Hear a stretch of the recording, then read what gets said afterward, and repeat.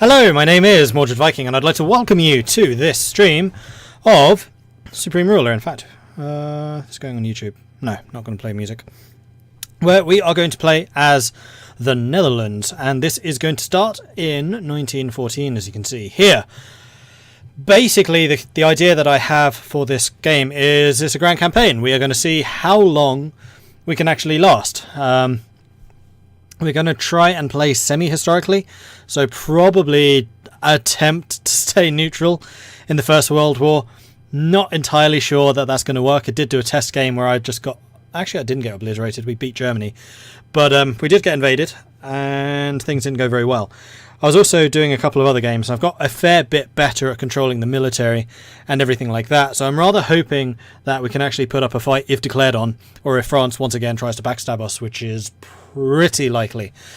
I don't know exactly how this game will play post First World War. I'm playing this just as a normal sandbox. This is not a campaign or anything.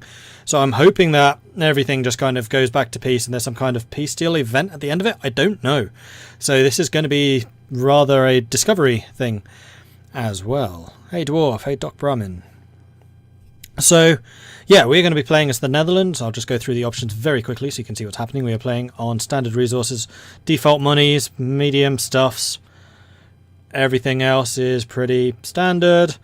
Military settings, everything is pretty standard. I'm not turning anything off except for Battle of the Atlantic, because I think that's a mechanic mostly for the Second World War, and because we're playing this long term I thought I'd turn it off and just see how that works. And then finally regular game settings, so scheduled game end, military difficulty. I've turned all the difficulties up to hard. I did a test game as Bulgaria and it really wasn't very difficult, and that's with Bulgaria. So I'm rather hoping that playing as the Netherlands is going to be a bit better. Hey, Mr. Thompson, thank you very much for the second Twitch subscription thing. Huzzah! Well done, thank you. Very much appreciated. We are playing with Allied victories. Yeah, we are. Fixed capitals, no. AI, aggressive, and we're going to leave everything as is. The only thing that I am changing is world volatility to low, because I don't want the entire world to be owned by 3 superpowers by 1916, which seems to happen when there's wars going on left, right and centre. I kind of want these periods of peace where things can kind of build up and rebuild and recover, rather than just hitting each other constantly and going, yeah!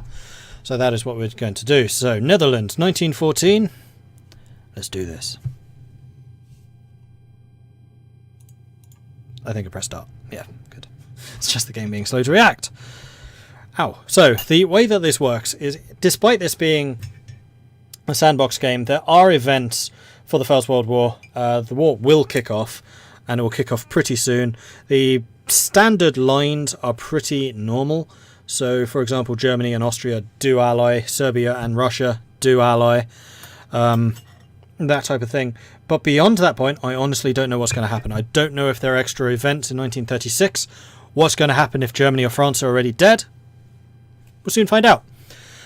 Okay, so, League of Nations. Archduke Ferdinand has been assassinated. The assassination of Archduke Franz Ferdinand appears to provide the Empire of Austria-Hungary with an excuse they've been waiting for to expand power in the Balkans. Their annexation of Bosnia and Herzegovina in 1908 brought a large number of Slavs under the authority, and they now appear to have Serbia in their sights. The Central Powers of Germany, Italy and Austria-Hungary have alliances, although Italy is seen as an unlikely participant in any conflict. The Russians have strong ties to the Serbs and are allied with France. Great Britain is unaligned but seems concerned by German ambitions and seems eager to protect the independence of neutral nations, in particular that of Belgium. All of these alliances, once designed to keep the peace, appear to have created the potential for war on a scale never seen before. So here we go. We are going to start as the Netherlands. The first thing you will notice is we have a lot less money than you would do in the later period. Inflation will matter. Inflation increases the cost of everything, increases the price of everything. So the 16% inflation that I was struggling with as Portugal will not do here. One of the things which is going to be extremely difficult is, I can't believe I'm going to say this, is to actually restrict our economic growth. We want to not grow too quickly, because if we grow too quickly, inflation goes up, everything gets more expensive. And this being a long-term game, that is actually going to be difficult. And yes, this is clearly South Netherlands. We might need to do something about that. I was talking to Bussy at one point. He said he might want to join in multiplayer and potentially play as Belgium. Kind of glad he's not, just so that I can reunite the nation at some point in the future. Don't know exactly when that will be. Maybe during the ruins of the First World War, maybe at some undisclosed time after that. Right, so what else is happening? We should probably do the opening move. So first of all, sort out what our ministers are doing. If you are completely new to this game, then I would recommend checking out the other Dutch game that I did, which kind of is more of an introduction into what's going on and how and why and all of that type of stuff. You can find that on YouTube, which is youtube.com/Mordred Viking. As soon as I can actually, there we go, YouTube. That's going to be more of a tutorial. This is going to, I'm going to be steaming through time. I'm going to kind of assume that people at least have an idea of what's going on. As usual for one of my Let's Plays, I will be talking about the strategies and that type of thing going on in the background. So again, I'm going to be starting with this. I would like you to improve trade relations and work on influencing people. And then Economics Minister, you are banned from taking out debt. Another thing you'll notice is the debt icons here are gone. I really hope that bonds become available later on, because in my other World War I game that I tried, they weren't there, and I did not ever see them appear. So I'm really hoping that the potential to take loans appears later on, but right now, impossible.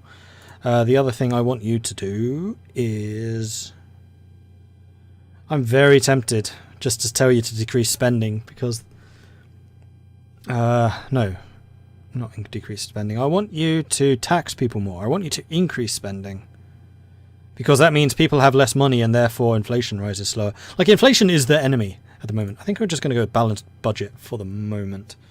Is there anything else I want? I want you to invest in education in particular and infrastructure. Right, now this is where the Dutch really excel. This is the Trade Minister. I would like you to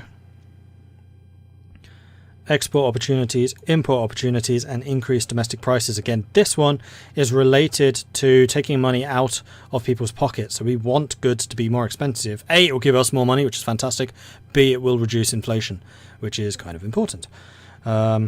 Other than that, I'm pretty happy with that. Science. Science Minister, I'm just going to lock you from doing all the things. Science is where I like to have a very solid grip on what's going on. I'm not even going to give you any stuff to do. I'm going to beef science up to the maximum. Project development already at the max, and we have got 2 science things to go. First thing I want is artillery guns. First World War, artillery is king. It is so powerful. It is ludicrous. And we're going to be wanting to try and get bigger, better guns as soon as is possible. Second thing that we may want to do, just having a look through here, is manufacturing improvements. No, modern clothing. That increases production of consumer goods, which will be nice for money. You mean the southern outsourced parts of the Netherlands? They aren't in the SRU 1936 handbooks either. I don't know where bonds actually become available. Interesting, because they are definitely in the 2017 scenario that we were playing. Alright, next up we have production. And once again, production is at an all-time low. There are a couple of things we want to do. We probably want to get engineers so that we can build stuff more quickly. Infantry just to hold the front line is probably going to be good, and we have absolutely 0 artillery technology. That is a very, very, very, very bad thing. We have some ship production available, but not honestly very much.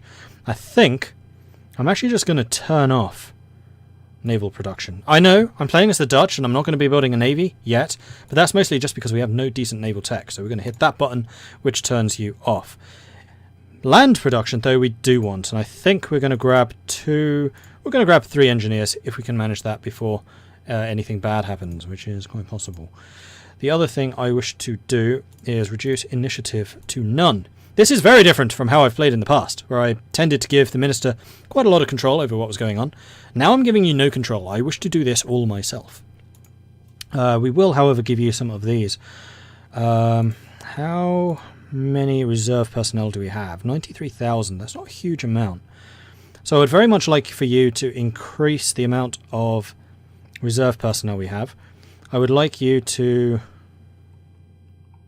get a defensive military, and I would also like you to improve unit efficiency. That means that they will fight better. I mean, we'll probably tweak this ourselves later on, but this seems like a pretty good starting point. Alright, so we start with 29 million in the bank, so there are a couple of things we can build. The first thing I want to check up on, though, is whether we have got any supply depots. So let's scroll down and have a look at supply depots. And I'm seeing absolutely no purple rings, which is a very bad thing, because it means we have no supply in the Netherlands. So even if we're fighting in our own territory, our troops will have no guns and ammunition and anything like that, so we want to sort that out. This is our kind of military area. You can see we already got a couple buildings down here. So I'm thinking in Helmand province, Afghanistan. This is going to go well. We probably want a supply depot. Supply depots are not cheap. They cost 56 million, which is actually going to wipe out our entire budget. So we're not going to build anything except for that. No industry and nothing like that at all. Although we will want to build industrial production sooner rather than later. And the reason for that is industrial goods are critical. They will run out very quickly as everyone is trying to build stuff. And they become very, very, very, very scarce in the world, as do military goods. In fact, in my Bulgaria game, military goods became so scarce that everyone just stopped fighting. Like, the clock would tick to midnight, military goods were given out, 5 minutes of warfare, sorry, 1 hour of warfare, and then 23 hours of just staring at each other down the barrels of empty guns. It was actually kind of hilarious. Like, you had the Western Front with all the trenches and everything completely silent, because there was just no ammunition around. So, my goal, as the Netherlands, and this is going to surprise a lot of people what my goal here is, we are going to become industrial barons. We are going to be selling people the means to kill each other with. So long as we don't get into the war ourselves, that is exactly what we are planning to do. Yeah, supply depots are crazy expensive, and they will get worse as inflation goes up. Like, seriously, it's going to get pretty bad. Right, so we've got all the research set up. We have these set up. We have told you to not take loans. And considering the option to take loans at all is there, that is usually a pretty good sign. Oh, the other thing that we need to do. We need to go to theatre control, and we need to hit maximize garrisons in theatre. That means everything in Central Europe will get garrisons if we control it. It's actually a pretty nice control. So you have theatre control, which is basically Western Europe, as you can see here. And you can give, like, very basic types of commands. So if you want espionage, then you can automate espionage. Repairs, though be careful with repairs. That gets horrifically expensive, horrifically quickly. Military priority, if you actually have your ministers doing anything.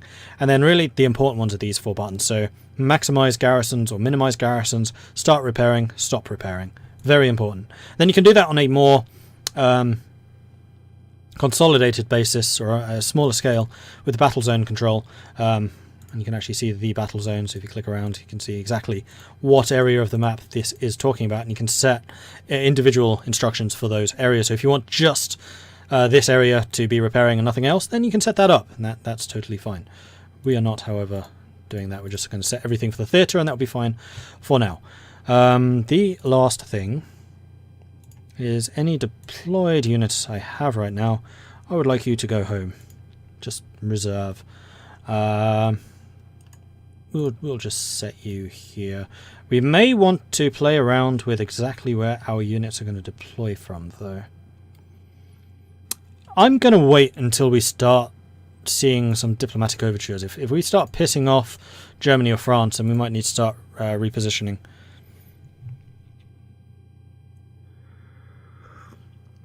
Selling people weapons. That's America's job! Actually, no, it was the Dutch job. The Dutch in the First World War were neutral, theoretically. However, they were blockaded by the British because they kept on selling guns and things to the Germans. The Germans having absolutely no sea connections to anyone because the British had a complete blockade on them, it was very difficult for the Germans to get weapons and equipment and that type of thing. So basically the Dutch were just this open thorn in the side, just flooding weapons and armour, and actually it was more raw materials because Germany could produce their own, into Germany. So the British, without declaring war, just blockaded the Dutch and basically banned them from trading with the British. Unit research recommendations. No. Actually, what? I'm kind of curious. What units do I have available? Do I have an artillery available? I do, but it's terrible. So with artillery in this era, there are a couple of things we are looking for. First of all is range. So we can see here the range here is 27 kilometers. I know from experience that we can get artillery which has 41 kilometers of range, and that's what we want to do. The 41 is basically 3 tiles, while 27 is basically 2.5, or it's kind of 1.5. And the time to produce is 12 days. Some of the 41 kilometers are actually 11 days, so you build them even more quickly. So this is a terrible artillery gun. You don't want to get that. The other thing is infantry, which is the Minerva armoured car.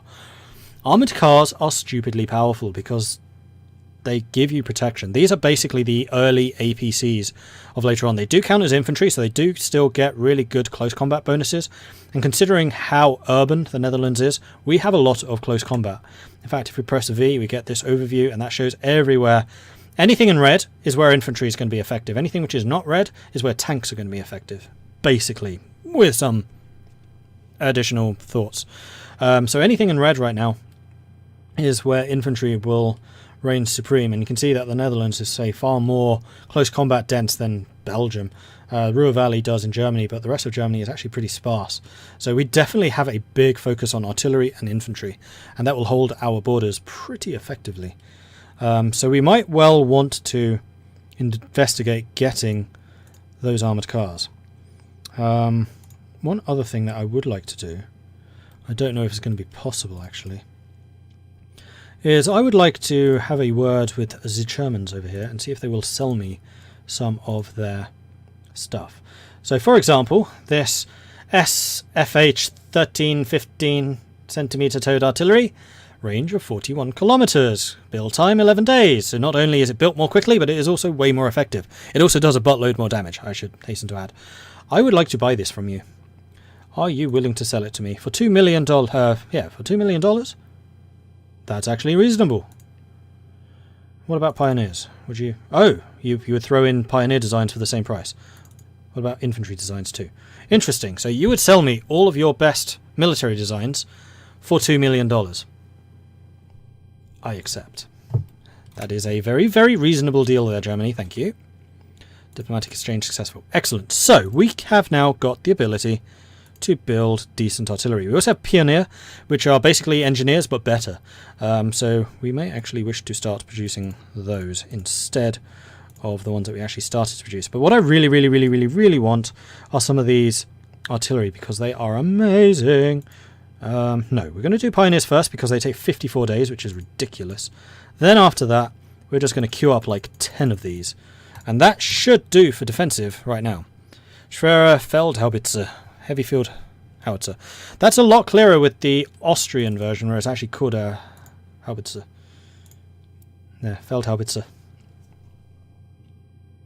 I just wasn't sure what the abbreviation was for the Germans. Makes sense that it would be something similar, though. Right, onwards. Actually, no, let's not minimise here. And quite frankly, we can probably go a little bit quicker. One other thing I would like to do is limit the amount of production we are doing. So agriculture, I'm going to lock you, and I'm going to say I only want you to produce 120% of demand. So right now we're producing quite a lot more than we are actually requiring. I don't want you to go over that because that gives too many. Actually, this is early in the game. This does not matter yet. Forget that. You may continue doing what you want. Later on, when population, labour shortages start to occur, then we want to start limiting this, because that is usually a sign that inflation is about to skyrocket. If there are a lot of people in employment, then wages go up, and that's bad. I can't believe, like, all these really controversial things. Like, my quotes is going to have a field day with this. High alert. Everyone's getting a bit pissy. Fair enough. Let's get rid of you and make sure we have supply still up. So we actually have a fair amount of supply here on the coast, probably because of our ports, but over here not very much. So building one down here kind of in the centre. This is where I'm expecting a lot of the fights to go on. So I think that's going to be fine. Domestic prices too high? I disagree. I think high domestic prices are a good thing because it means more money and less money for them.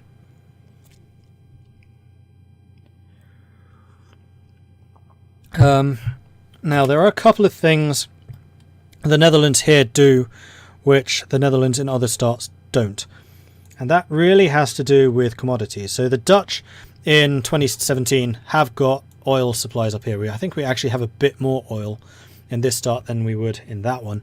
But we basically have nothing else. It's oil and industry and trade are the basis of Dutch economic prowess in the modern age. In this age, however, we actually have some coal sources, which is ridiculous. We also have some metal sources, which is also ridiculous. So we can actually produce our own arms and armour, which is quite nice. And loads of timber, that's not really surprising. Loads and loads of population, we're quite a dense population. And a little bit of hydro potential down there, but we're not going to worry about that too much. So in terms of what we're actually producing, we have no rubber, not surprised. Timber, we're actually using too much. You know what? I am tempted to build some timber. They are very cheap, they're only 4 million. We could probably do just having one, maybe two of these. Let's just stick another one there. And that will probably sort out... probably go up to about here. So we may want one more, but we'll wait on that. It's fine.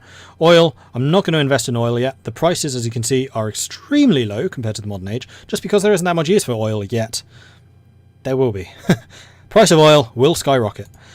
Coal, we're producing tons of coal, so we are really exporting coal right now. So that's going to be the basis of a lot of our money. Same with metal ore. Wow, we have a really good raw material production. Interesting. We'll need to build up our industry, but we have the basics. What age is he starting? This is 1914. First World War, which hasn't actually kicked off yet, but it will very soon. Archduke Ferdinand has already died. Been shot. Alright, so we are researching artillery guns, though that's not going to be quite as important, but it does lead to other things, including better ships. Bond issue. So you're saying that you can do it, but bond issues aren't... Oh, it's appeared! Why? What's the trigger? Because playing as Bulgaria until 1919, I never got this option. Interesting. Well... Frankly, if you say agree here, that's going to turn off the lock, so piss off. No, I do not trust my finance minister with finances. He is terrible at them. Alright, so we are actually making money, probably because of the sale of copious amounts of raw materials to other nations. In fact, let's go and sort this by dollars so I can see exactly how much I'm making. Making $1 million from petroleum. Really? Considering how low that's priced right now, that is rather surprising. Central Powers confirmed friendship. Today, Germany reaffirmed her support for Austria-Hungary, who continues to apply pressure on Serbia. The Austro-Hungarian Kaiser continues to claim Serbian involvement in the assassination of Archduke Franz Ferdinand, which occurred last week. Serbia's ally, the Russian Empire, is not likely to sit idle, and should the Austro-Hungarians respond with force, German support assures that Austria-Hungary will not stand alone should she choose to act. Alright then. Which is sad, as it's his job to be good at finance. You have one job, and you suck at it.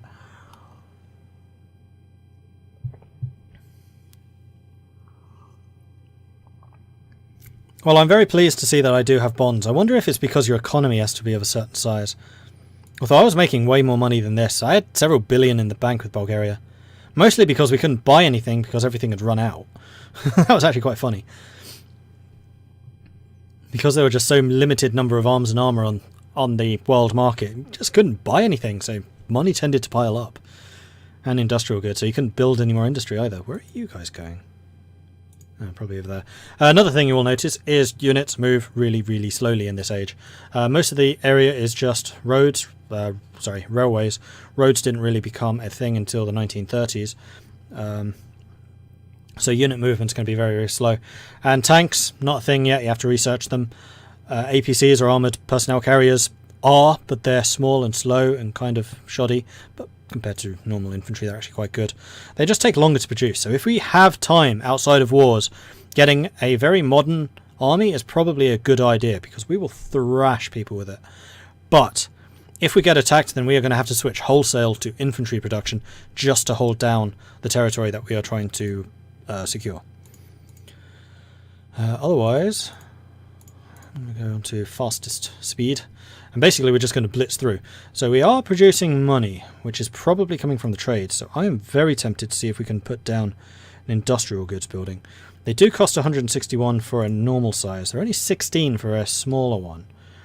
So I think what I'm going to do is I'm going to stick a smaller industrial goods here in Utrecht and Hilversum. And that's going to basically blow our entire budget. But I think we'll be okay. Because we're going to be buying a bunch of industrial goods, although we actually started with a fair stockpile, so it's not going to cost us that much.